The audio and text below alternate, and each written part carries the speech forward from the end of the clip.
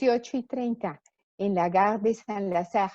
La Gare de Saint-Lazare es la estación más antigua de París, la de los trenes de cercanías.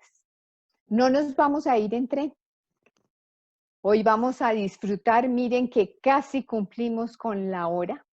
Son las 6:28 de la tarde. Y hoy nos vamos a ir en una Vespa. Les recomendé zapatos cómodos. Parece que la de la foto no hizo mayor caso. Vamos entonces camino al norte. Vamos a pasar primero en el camino a nuestro destino final. Vamos por la Basílica de Saint-Denis. La Basílica de Saint-Denis es de las primeras catedrales góticas. El gótico es esa parte de la arquitectura y del arte anterior al Renacimiento, muy demeritado por muchísimos historiadores. A Vasari no le gustaba ni poquito. Siempre decía que era demasiado vertical y demasiado desordenada. Para gustos los colores, dicen por ahí.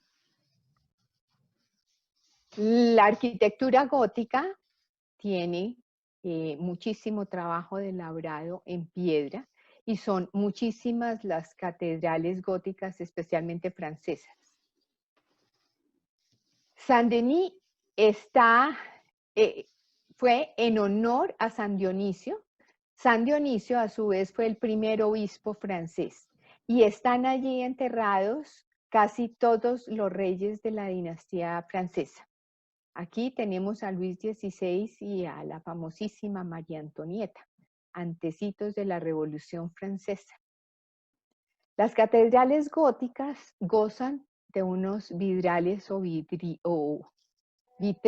vidrieras bellísimos, porque se hace mucho énfasis en la parte metafísica de la luz, cómo entra la luz y cómo crea todo un ambiente dependiendo de la hora y de la disposición de la catedral.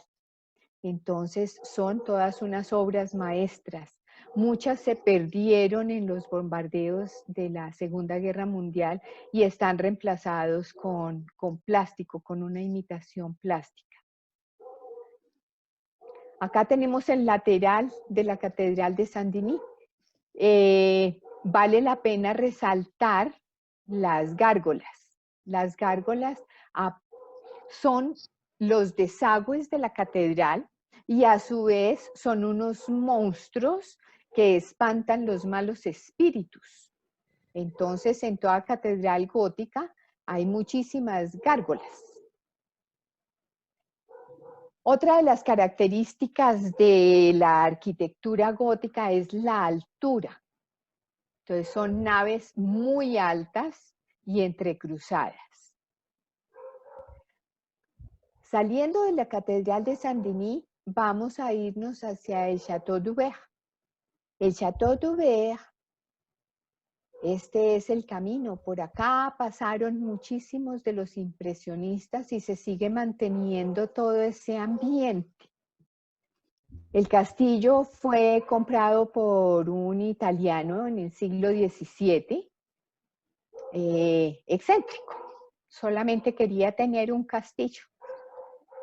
Acá tenemos el Museo de la Absenta antes de llegar al castillo. La absenta era un licor de altísimo porcentaje etílico.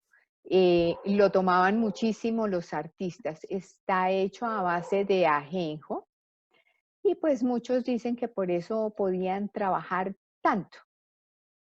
Acá llegó prácticamente a morir Van Gogh y Van Gogh hizo en 80 días 70 cuadros. Entonces, pues se lo achacaban muchísimo al consumo de la absenta. Entonces vamos a entrar aquí, nos vamos a tomar un traguito de absenta, pero por favor pequeñito, pequeñito porque esto si ven tiene el 55%. Bueno, saliendo entonces del Museo de la Absenta, vamos a pasar a ver si encontramos algo primero. Bonjour mesdames et messieurs, à cause du temps si pénible, nous avons le menu que vous avez entre les mains.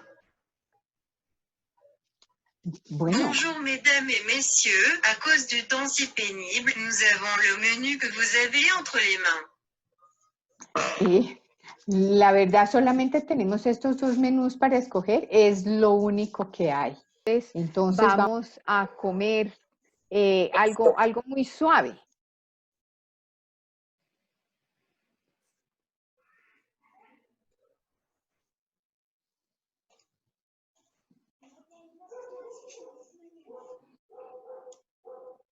Bueno, ya escogieron su menú. Solamente tenemos estos dos menús para una comida ligera. Sí, señor. Un buen vino para irnos a descansar.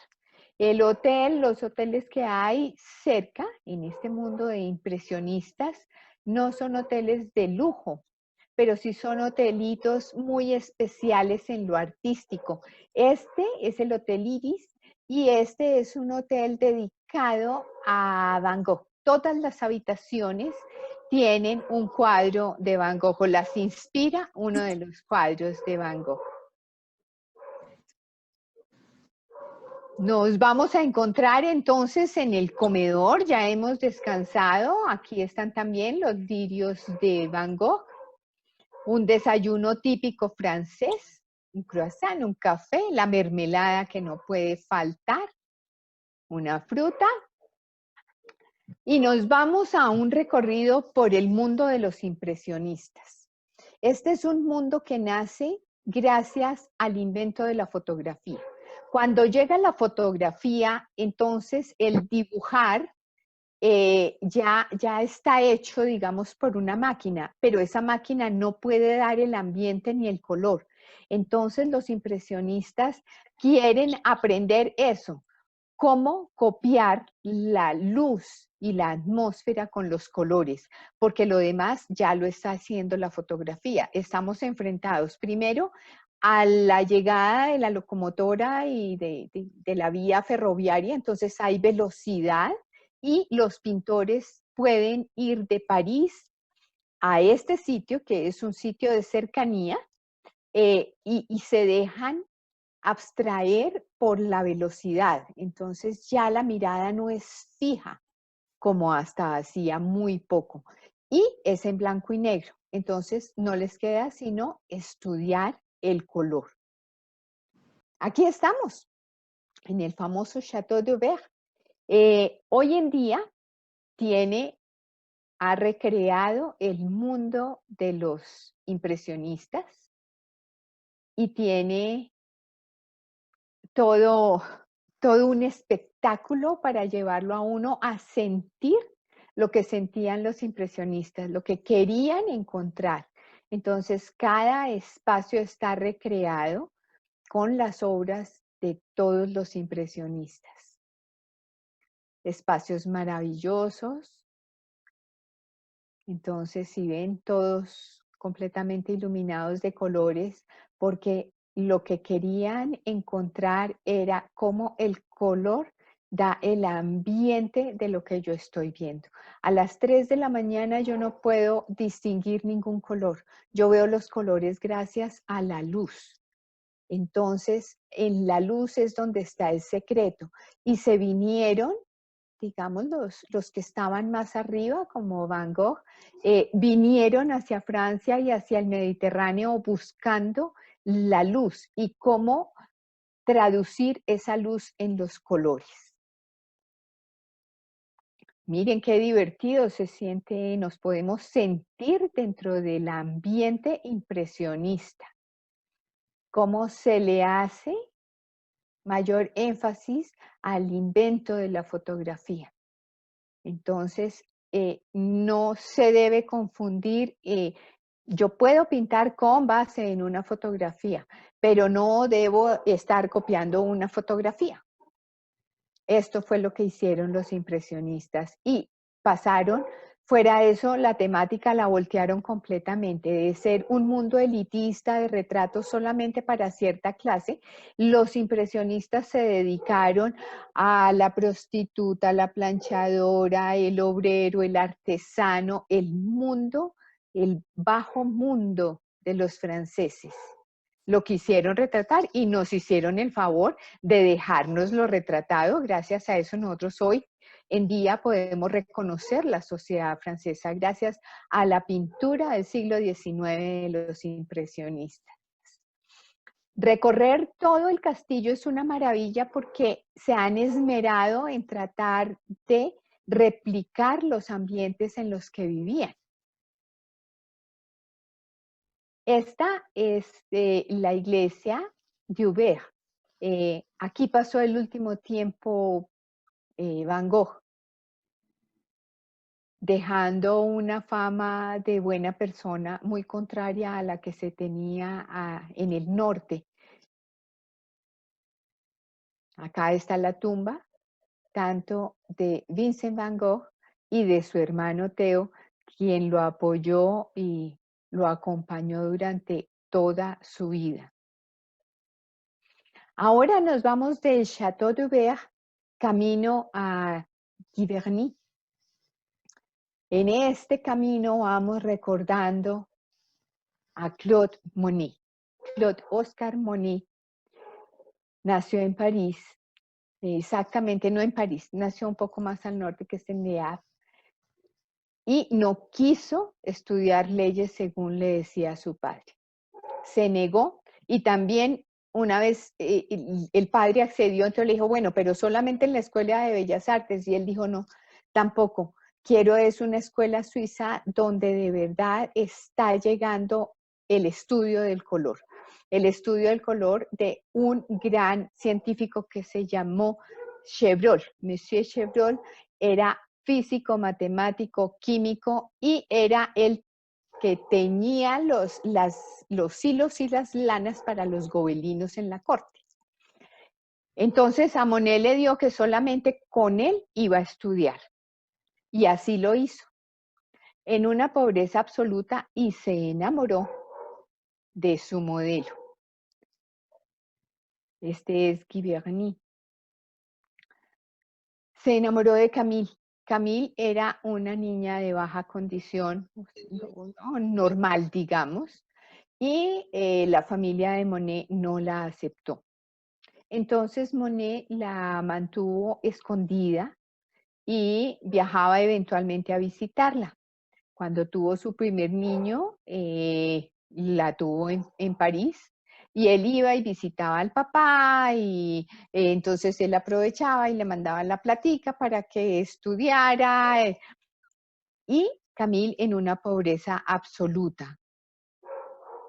Después de eso, entonces tiene un segundo niño y Camille enferma. Camille muere después de tener su segundo hijo. Esta es la vida de Camille. Fue su mejor modelo, la quiso profundamente, y hay cientos de cuadros de Camille y de los niños. Al momento de la muerte, Monet la quiere inmortalizar. Para él, dejar de ver a Camille fue un reto muy grande, y la quiso pintar amortajada y la dejó amortajada. Se fue entonces para Giverny, este pueblito maravilloso donde encontró luz, donde encontró calor, y empezó a construir un jardín. El jardín de Monet hoy en día sigue siendo famosísimo. En esta inmensa casa, entonces, le llegó de visita una señora que se llamaba Alice. Alice tenía 6 niños y había dejado a su esposo en París, y vino a acompañar a Monet. Entonces formaron una familia bastante grande, los 6 hijos de Alice, más los 2 hijos de Monet. Esta es Alice. Alice tuvo solamente un problema, unos celos enfermizos contra Camille, de tal manera que destrozaba absolutamente todo lo que encontraba de Alice. No quería ver nada. De Camille, perdón. Sin embargo, todos los cuadros los mantuvo Monet guardados y por eso tenemos tanta obra de Camille. Esta es la casa de Giverny donde vivió Monet. Monet siempre durmió solo. A 2 alcobas más estaba la de Alice y la de los 6 hijos de Alice y los 2 de él. La cocina. Era amante del buen comer, Monet. El gran comedor, imagínense, para poder alimentar a toda esa gente, ya le iba muy bien a Monet. En este tiempo ya Monet triunfaba. Y vamos a bajar a lo que era el estudio de Monet. Podemos sentir el ambiente de la pasión por el trabajo, por pintar, por hacer. Siempre estar muy curioso de la luz. Entonces, ¿sí? Cuadros y cuadros y cuadros y cuadritos más chiquitos y más grandes. Esta es toda la recreación del espacio donde Monet se inspiraba. Sus hijos fueron una gran inspiración y obviamente su jardín. Este es el puente japonés y todo el jardín lo fue construyendo paso a paso. Tuvo grandes guerras con el alcalde, porque decía el alcalde que iba a contaminar las aguas, porque traía especies tanto de Oriente como de Sudamérica. Pero pues Monet no le hizo mayor caso, simplemente siguió construyendo el fantástico jardín. Esta entonces es una de las series del puente japonés. Monet pintó por series para poder encontrar la luz en la mañana, a mediodía, por la tarde, en invierno, en verano, en el agua, en las flores, en las construcciones, en todo. Era realmente una obsesión por encontrar el color de la luz, del ambiente que genera. Entonces, si ven aquí, es el mismo sitio, pero son 3 ambientes completamente diferentes. Se respira un aire diferente gracias a los colores. Aquí están los nenúfares. Los nenúfares es una de las series más grandes de Monet y de las últimas.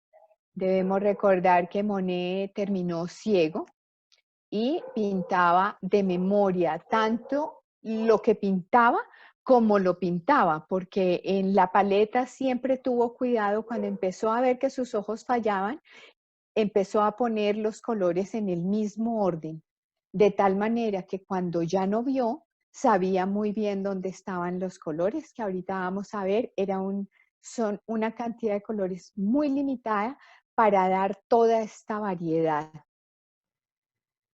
Aquí tenemos otra de las series que hizo ya más al final, es la Catedral de Rouen.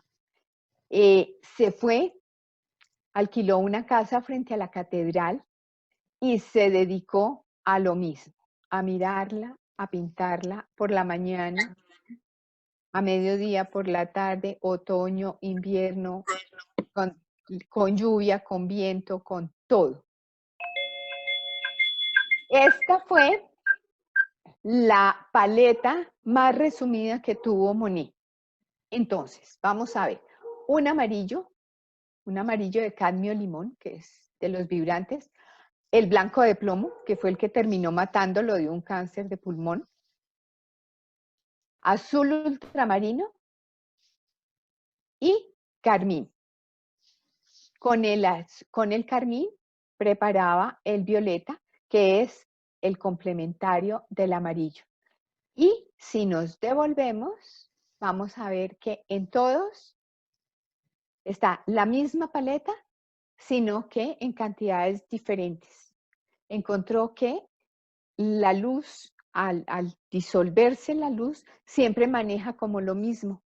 sino que en cantidades diferentes.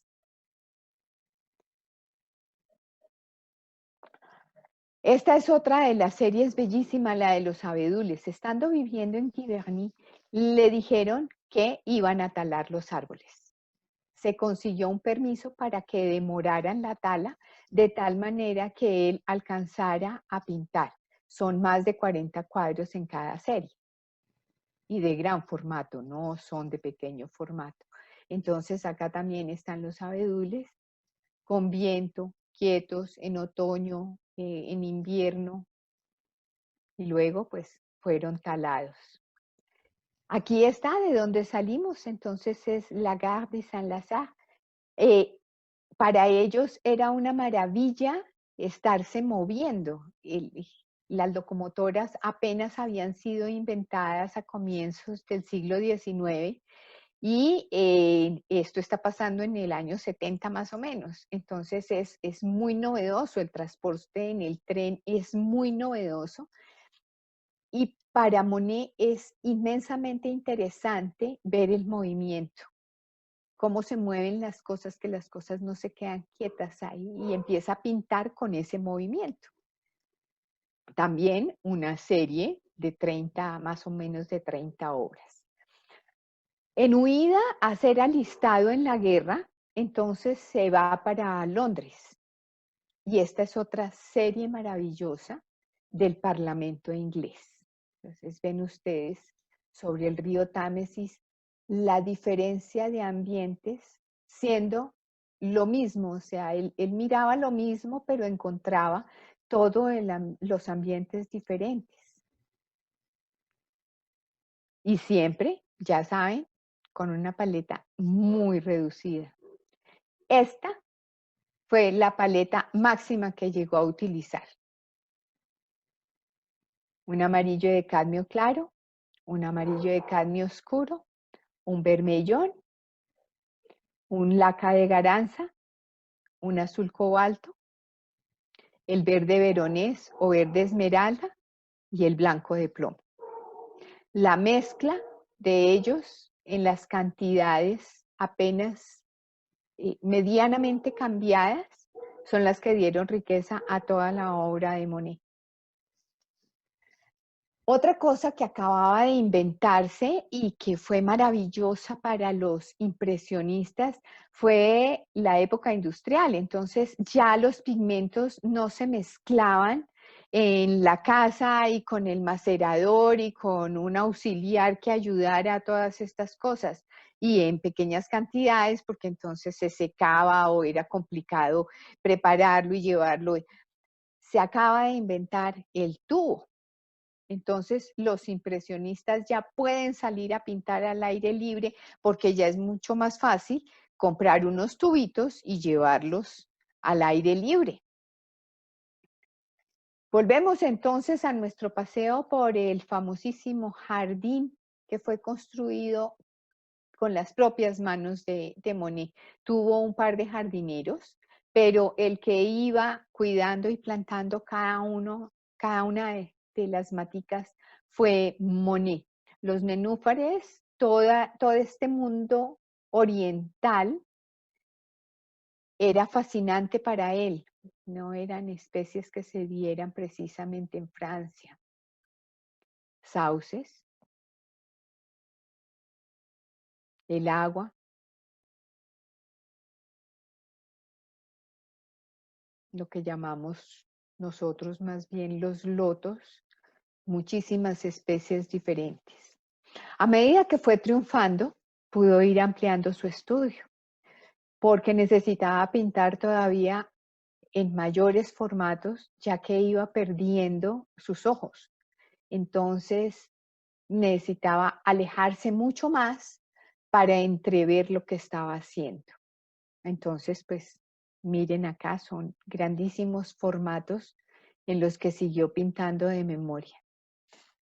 Bueno, así nos despedimos entonces de nuestra grata visita por la casa de Monet. Corrido de regreso. Entonces veníamos por acá, estamos en Giverny y nos vamos por Man-la-Jolie hasta el Museo Marmottan en París. Vamos a cruzar el Sena, porque estábamos en la otra orilla. Esta es otra catedral gótica en Mantes-la-Jolie. Y llegamos finalmente al Museo Marmottan. El Museo Marmottan no es tan popular como otros en París. Sin embargo, es el que tiene la mayor colección, o es el museo de Monet. Conserva todo el arte de cómo se vivía en el siglo XIX en París. Entonces, han conservado absolutamente todo y el recorrido, pues es fantástico. El lujo, siempre cuidado cada detalle.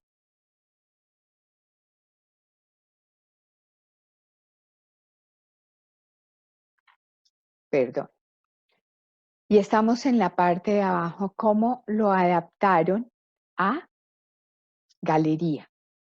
Están aquí, es la mayor cantidad de cuadros de Monet recopilados con la misma paleta que vimos. Amarillo de cadmio limón, amarillo de cadmio oscuro, el laca de Garanza, el azul cobalto, el verde veronés y el blanco de plomo.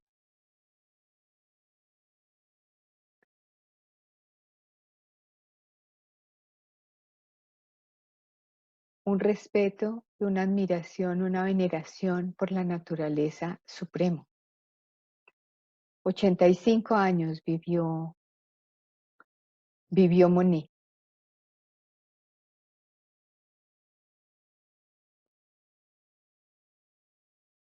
Y en cada cuadro prácticamente podemos respirar, podemos oler lo que es un jardín. Y aquí está finalmente la obra que vinimos a ver, a estudiar y a conocer. Se llama Impresión Sol Naciente. A esta impresión Sol Naciente le debemos el nombre del movimiento. De aquí salió el nombre de los impresionistas. Monet lo tituló así porque era la impresión de lo que le da a uno, ¿sí? No es como la verdad, sino es una impresión que yo tengo de algo. Esa fue la intención del nombre de Monet. Sin embargo, los críticos de arte lo tomaron por el lado de impresión de feo, ¿no? Me impresionó. Y de ahí fue que se derivó finalmente todo el nombre del movimiento de los impresionistas. Es un óleo sobre tela, no tiene grandes dimensiones, no se hagan ilusiones.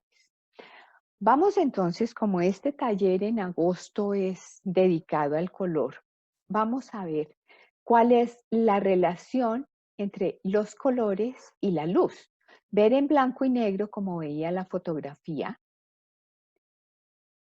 es ver la valoración tonal, el valor que tiene la luz. Entonces, la mayor luminosidad la tiene el amarillo.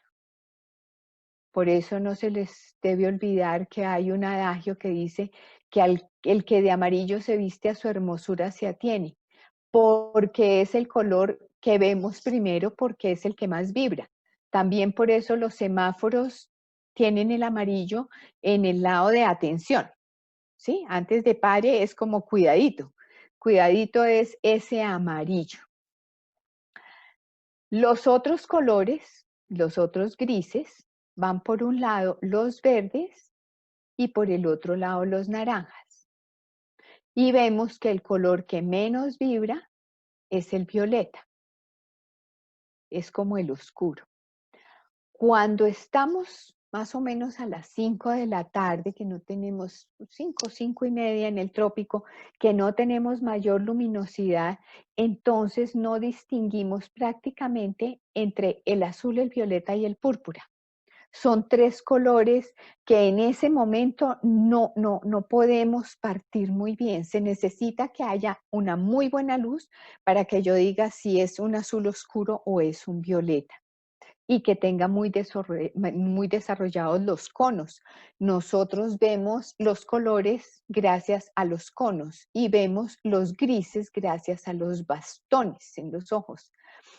Resulta ser que está comprobado que las mujeres tenemos más conos que los hombres, seguramente desarrollados en el momento de las cavernas, porque teníamos que ver si el fruto estaba maduro o no, y uno sabe de los frutos por los colores, mientras que los hombres estaban dedicados a la caza.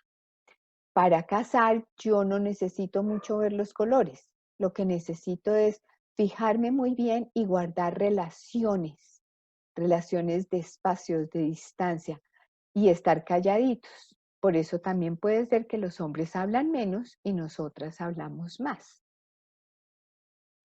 Este fue entonces el gran trabajo de los impresionistas, traducir el mundo de los grises de blanco y negro en colores.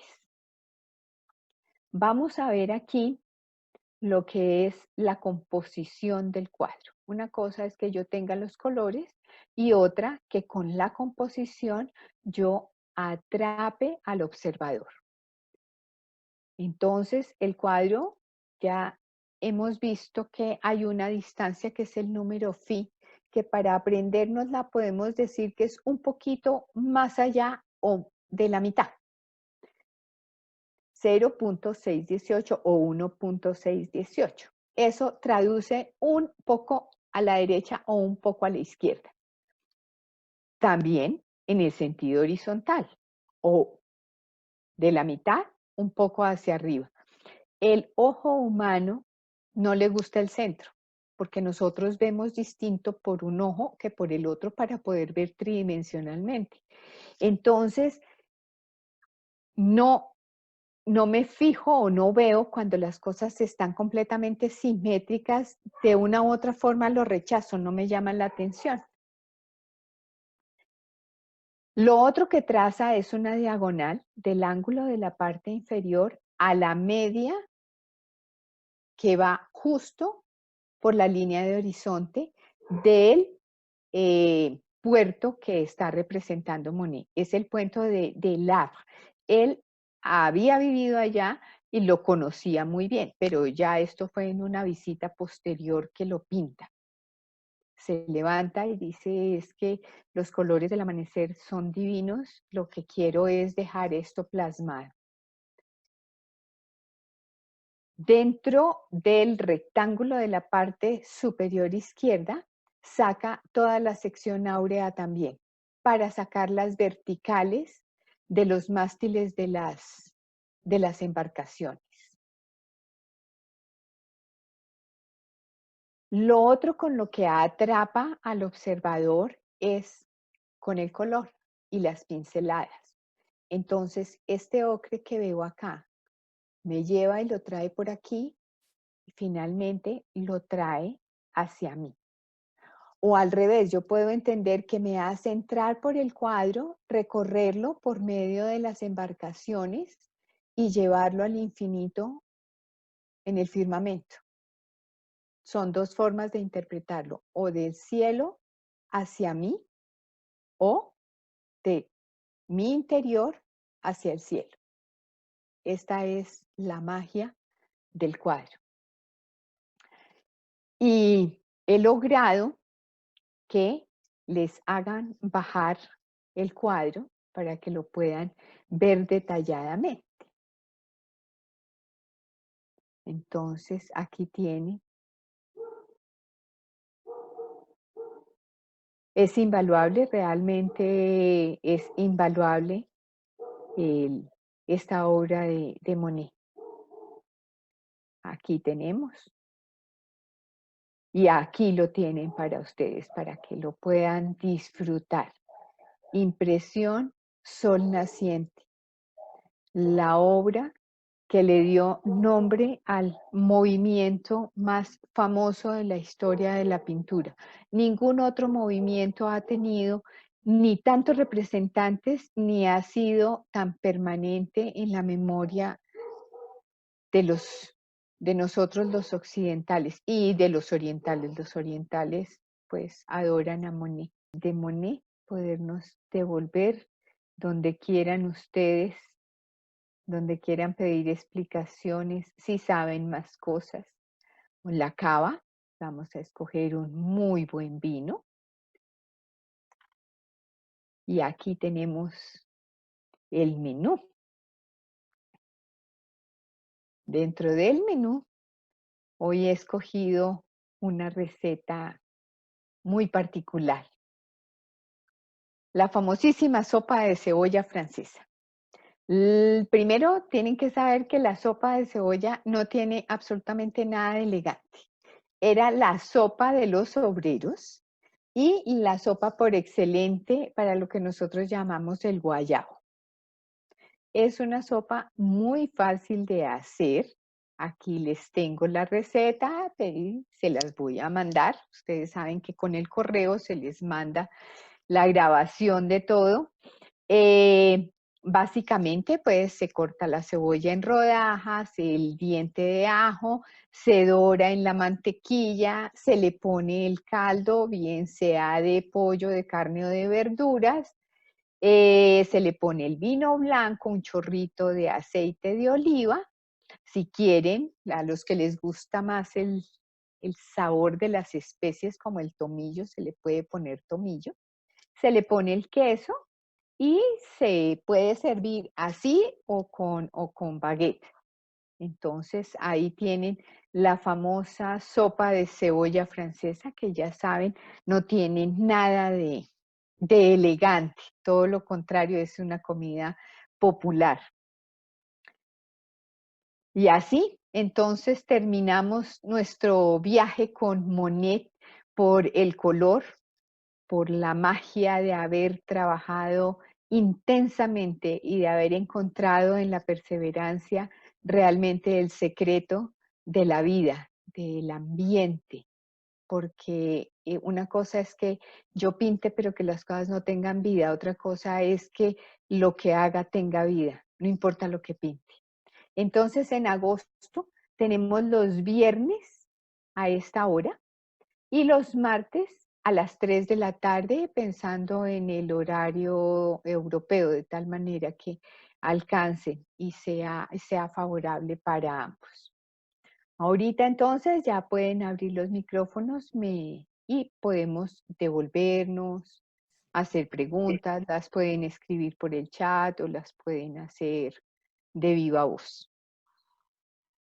Claudia, si me permites, hola, antes que nada, saludos desde Lima. Hola Marcel, ¿cómo estás?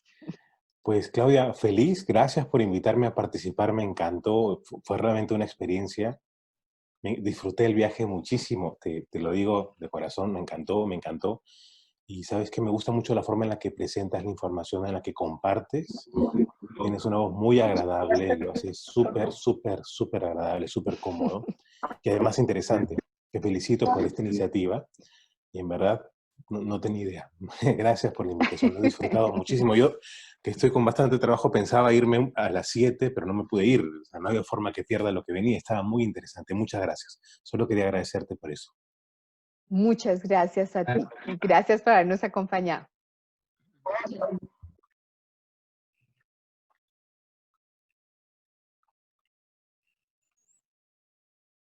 A ver, ¿no tienen curiosidades? ¿No quieren devolverse a ninguna parte? Felicitaciones, María Claudia. Sigo brindando con los viernes líquidos.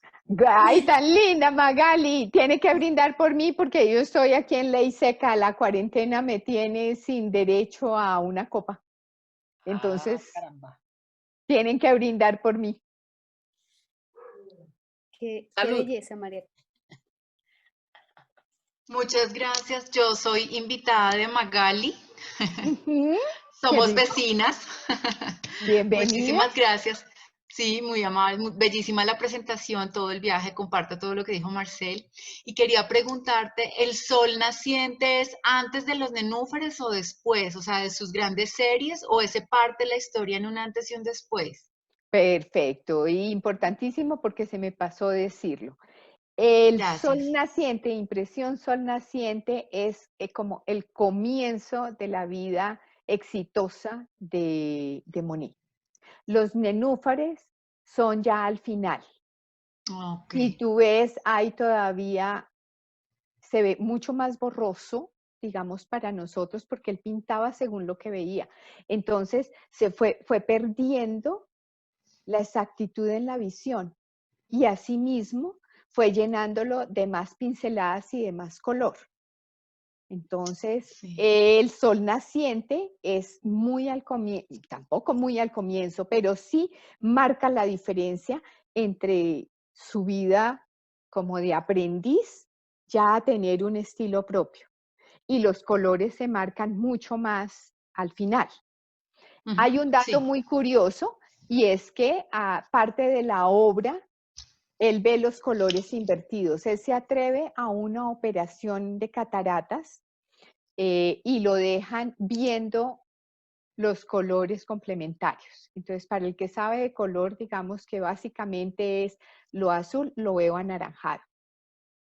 Y ahí fue cuando definitivamente se desesperó y él mismo se tapaba los ojos para pintar.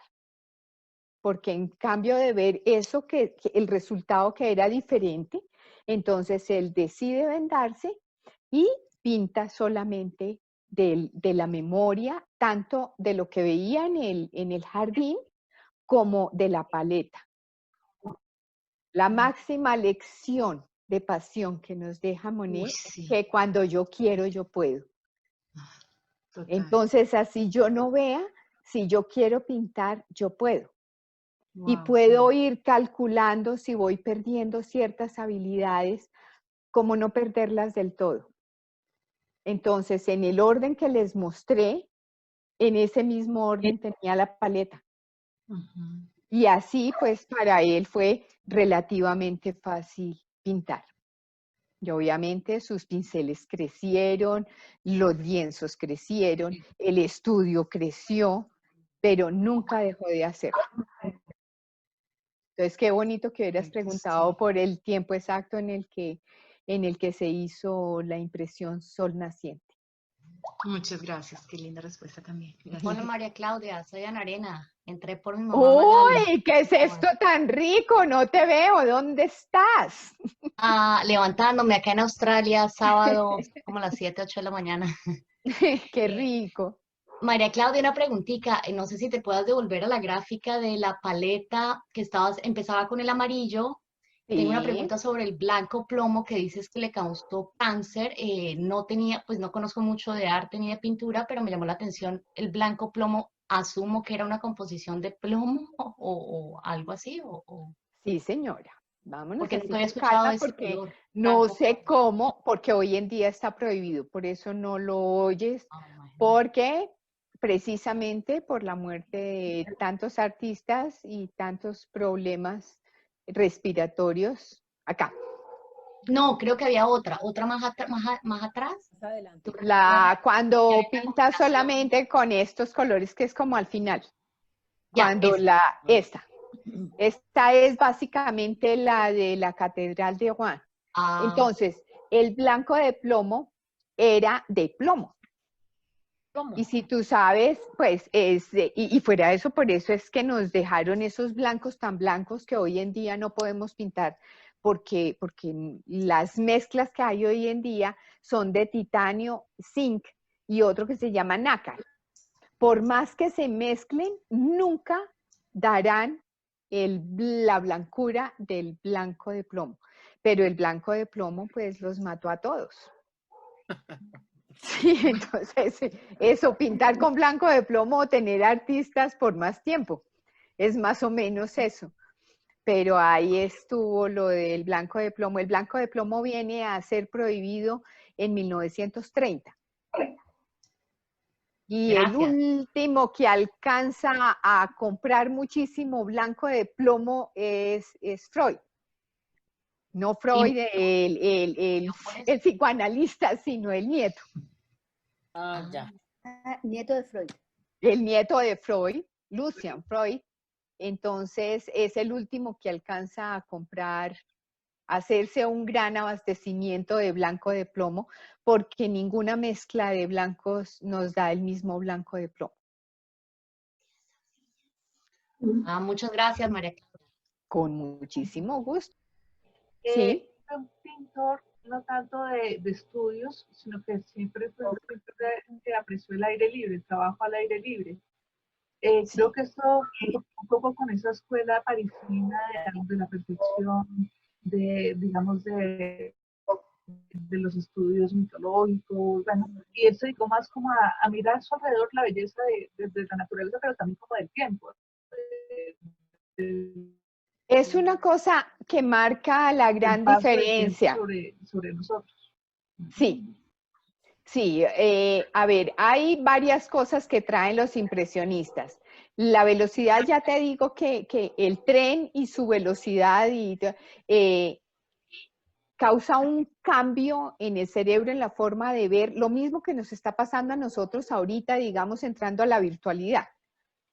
Lo mismo ha sucedido con esos cambios en la humanidad. Entonces, una cosa era ir a caballo y otra cosa ya era ir en tren. Y poder ver cómo pasan las cosas, que las cosas no están quietas. Hasta ese momento todo estaba quieto. Acá es donde los impresionistas, y gracias a toda la revolución industrial, entonces tienen los tubos, tienen el tiempo y salen a pintar. Dicen, porque en el estudio, la realidad del estudio no es la realidad de la vida.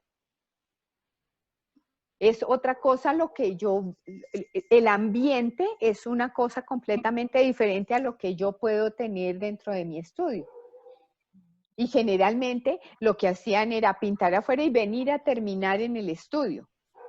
Pero se tomaba toda esa impresión, la misma palabra que ellos usaban, esa impresión se tomaba del natural. Y eran todos pintores al aire libre. Gracias, María. Claudia, ¿cómo te va? Claudia, ¿cómo estás? Hola, Mandita. A ver, a tus órdenes. Hola, ¿cómo te va? No, mira, me encanta Monet. Me parece hermosísimo el cuadro del puente. Si te puedes devolver al puente, al cuadro del puente, que es hermoso, en donde están los nenúfares. Sí. Y la pregunta es, ¿qué influenció tanto a Monet con los nenúfares? Él viajó estuvo en Oriente, él lo motivó a pintar tantos nenúfares y pues el reflejo de los nenúfares en el agua, que son tan hermosos y el puente que es tan bello, ¿qué lo inspiró? O sea, o él viajó, él estuvo...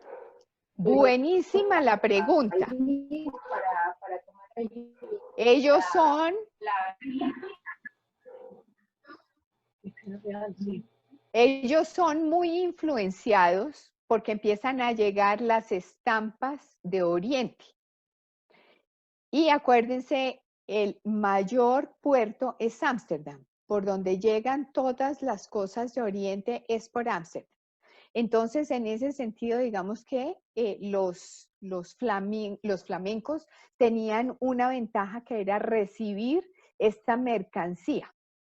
Y ellos, en cambio de poner sellos comunes y corrientes, entonces tenían unas postales. Toda la mercancía de Oriente venía con unas postales pintadas al estilo oriental. O sea, muy una pincelada, muy acuarela, muy fresco. Y esto es lo que empieza a llegar a Occidente.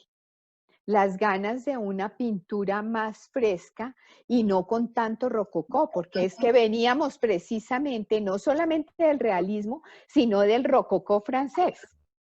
Entonces, si cierran los ojos un momento y recuerdan lo que era toda esta parafernalia en el vestido, en todo era muy lleno de cosas y llega esta frescura oriental, entonces eso es lo que los inspira.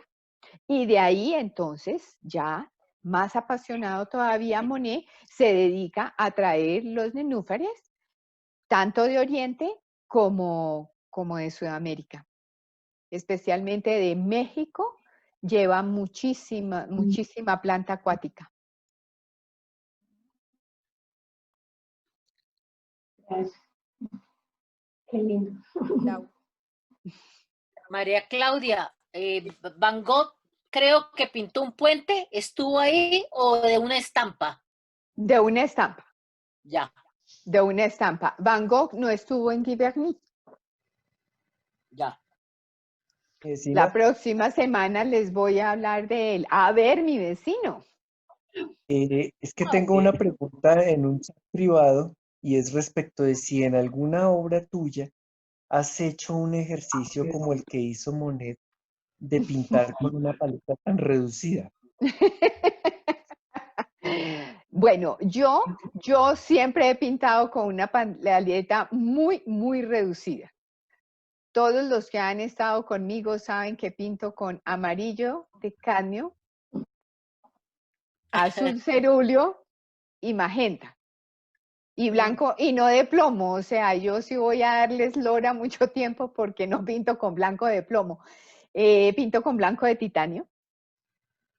Pero son esos, básicamente esos colores. A veces me atrevo a hacer variaciones en los azules, pero muy poco. Me voy más bien por el azul o cerúleo o talo.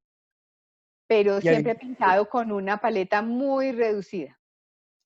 Muchas gracias. Y había otra pregunta por ahí en el chat de alguien que también me causa curiosidad y es, ¿hubo mujeres en el impresionismo? Claro que sí. Uy, ¡Qué buena pregunta! Me dieron en la vena del gusto. A ver, ya de ahí, eso vamos a tener un mes que es el de las mujeres. Pero por ahorita te puedo decir, pues, Beth Morisot fue la gran dama del impresionismo. Beth Morisot estuvo casada con el hermano de Manet, no de Monet, sino de Manet. Fue una excelente impresionista. Hay otra americana afrancesada que fue Marie Cassatt.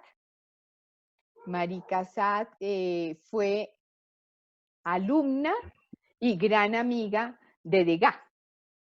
También otra mujer fabulosa que nos trajo toda la vida familiar al museo, porque los museos estaban dedicados, ustedes saben, antes a los grandes personajes, a los retratos de los ricos, a los paisajes soñadores, pero viene el impresionismo y nos trae la vida del diario. Y Marie Cassatt nos trae a la mamá, a la abuelita, a las gallinas, a la hora de la comida.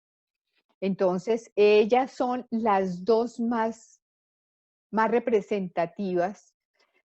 Suzanne Valadon fue modelo de varios de los artistas y aprendió, ahí mientras posaba, aprendí a pintar.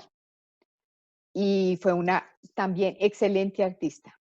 Pasó del impresionismo a ser más expresionista. Pero eso ya son una cantidad de divisiones de las que no me gusta mucho hablar porque se confunde uno. Entonces, Suzanne Valadon, otra gran impresionista que vale la pena mirar y disfrutar. Muchas gracias.